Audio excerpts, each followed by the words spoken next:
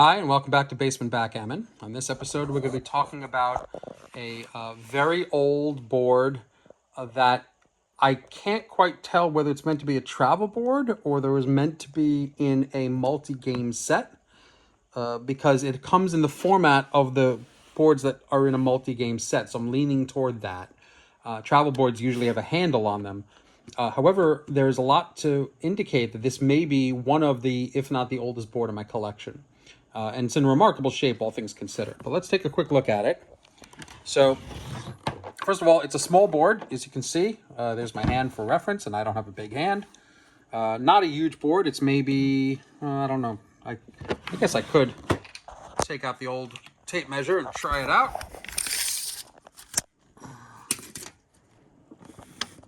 It's 16 inches one way and 9.5 inches the other way.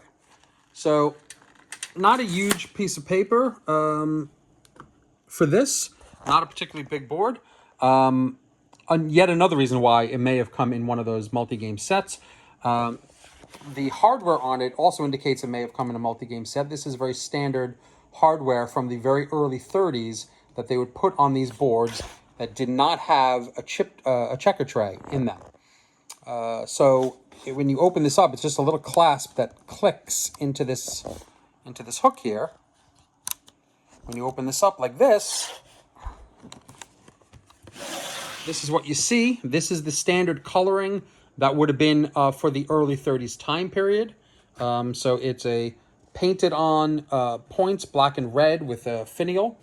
One of the things I love about these old vintage backgammon boards is sometimes you can see a little bit of history in there and you can feel someone else's interaction with the board through the years. And as you can see here, somebody in pencil wrote 1, 2, 3, 4, 5, 6 in beautiful penmanship.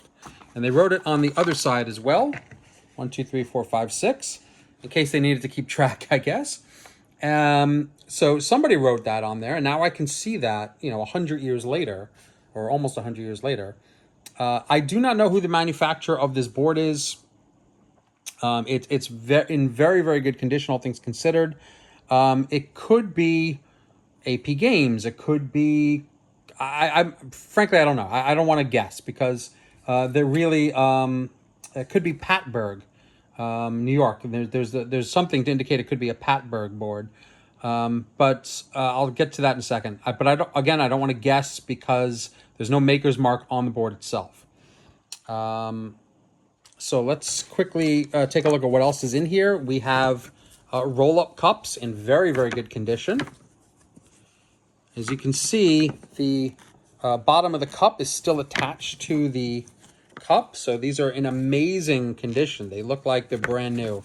They're in fantastic. The felt is in really good shape. It didn't wear out. Amazing. It comes with 3 dice. I'm sure that maybe some of these are the original dice. It's hard to say. I don't know whether a board like this would come with 3, 2, or 4. 3 sounds weird, so I imagine it probably came with 4, and then one of them is missing. It comes with the original doubling cube. This is a pressed-in cube, 3/4 inch, in multiple colors. So you got 2, 4, 8, and 16 going all the way around, 32 and 64. This old style of cube was one of the original styles from when the cube was introduced. The best estimate of the cube being introduced into the backgammon world is 1930. And Albert Stegg's amazing New England backgammon site has a great history of the cube that he's researched methodically and meticulously. And it's hard to say what the first cube looked like and what the numbering scheme was, but there's a good indication that it could have been this one or something like this. And again, these colors are in amazing shape. I don't know where this was stored when I bought it, but someone did an amazing job storing this. This is the instruction booklet, and this is why I think it might be a Pattberg board. How to play modern backgammon. When backgammon was introduced in the 30s and it became a big thing, it started to be a big thing around 1927, 1928, and people were doubling with matches rather than a cube. And then the cube was introduced in 1930. There was a huge fad between 1928 and 1933 or so of backgammon. And I don't know how many boards were made, but hundreds of thousands, I'm assuming, were made. And a lot of books were written, and the books were they referred to backgammon as modern backgammon, because the old style of backgammon that everyone had played with in the 1800s and the 1700s and prior didn't have doubling as a feature. And when it was introduced, they called it modern backgammon, which is backgammon with doubling. And as you can see, there's a stamp here that says Pattberg, New York. And Pattberg was a company that made all sorts of games, including mixed game sets and backgammon boards. So there's a possibility this is the original manual that came with this board from the Pattberg Novelty company. All right. This box is what the checkers are stored in. This is traditionally in the older vintage boards before they had a checker tray, before Arthur Popper decided, hey, we can store checkers and cubes and dice in the board if we just make it a little bit thicker. They would put it in a box like this and put that in the board. And this is what it looked like. These are the checkers. These are beautiful Catalan checkers in red and yellow. And just dump these all out. There you go. In a cardboard box. And let's put them over here and let's see what this looks like.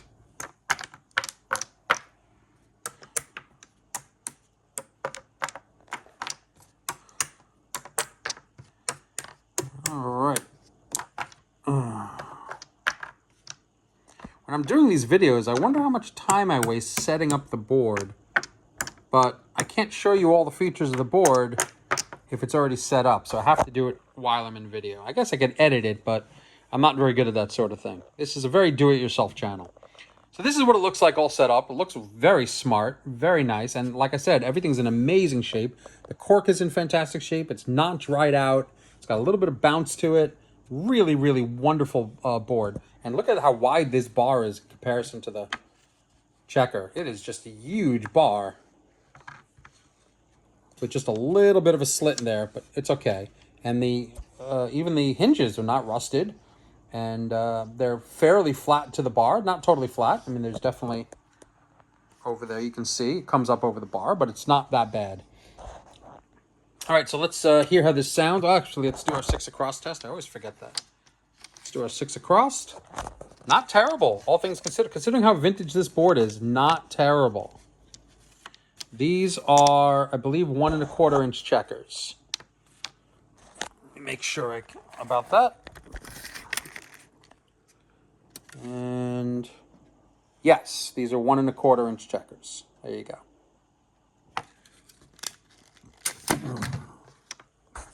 Okay, so let's take these vintage dice and roll it up. Double 6.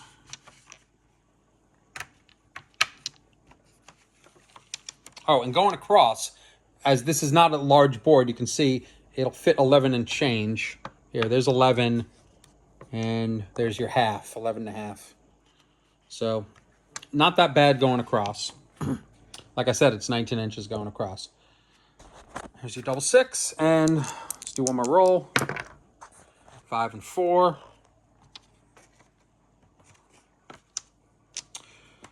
So this is playing on a vintage board.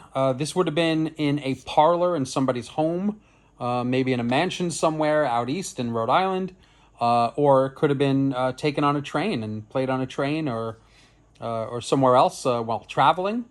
It's a nice board. I wish it had a handle on it. Some of these travel boards do have a handle on it, and a lot of them from this era don't. My best guess for this board would be about 1930 and 1931.